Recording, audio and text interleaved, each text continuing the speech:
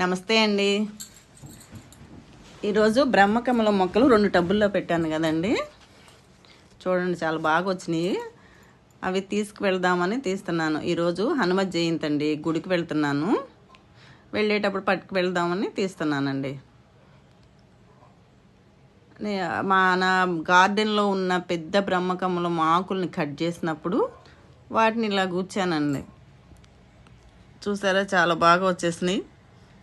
ఆకులను ఏముందండి, డస్ట్బిన్లో వేస్తే ఎందుకు పనికిరావు. పెట్టుకోమన్నా కానీ ఆకుని వాళ్ళు ప్లాన్ చేసుకోవటం తెలియట్లేదు, చనిపోతుంది అంటున్నారు. సరే, మనమే పెంచిద్దామని 4 సంవత్సరాల నుంచి ఇస్తానే ఉన్నానండి. ఇట్లా పెంచి అంటే ఒక్కొక్కసారి ఒక్కొక్క గుడికి వెళ్ళిన చోట ఇస్తున్నాను. ఈసారి ఏంటంటే జంపన్లో ఇస్తున్నాను. ఇంకొక టబ్బేమో వేమూరు గుడిలో ఇస్తాను. ఏదో ఒక ఫంక్షన్లో లేకపోతే ఏదన్నా గుడిలో పూజలో ఉన్నప్పుడు అలా ప్లాన్ చేసుకుంటాను. హనుమత్ జయంతికి ఈరోజు పూజ ఉన్నది మాది. వెళ్తున్నాను కదా అని పట్టుకెళ్తున్నాను. ఇలా ఈజీగా పెంచుకోగలుగుతారు. చూసారా మనకి ఎన్ని మొక్కలు వచ్చినాయో. ఒక ఆకు, దాని ఎమ్మటనే మళ్ళీ ఆకు. దీన్ని కూడా కట్ చేసి 2గా పెట్టుకోవచ్చు, బ్రతుకుతుంది.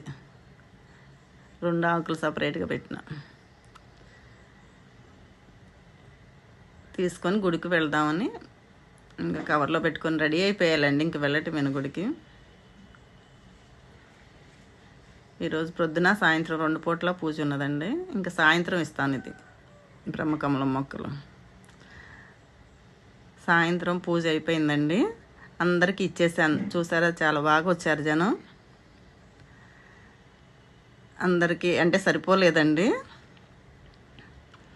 ఇంకా రేపు కొన్ని తీసుకెళ్ళి ఇవ్వాలి. కొంతమంది అడిగారు. ఇంకా పూజ అయిపోయిందండి. ఉంటా.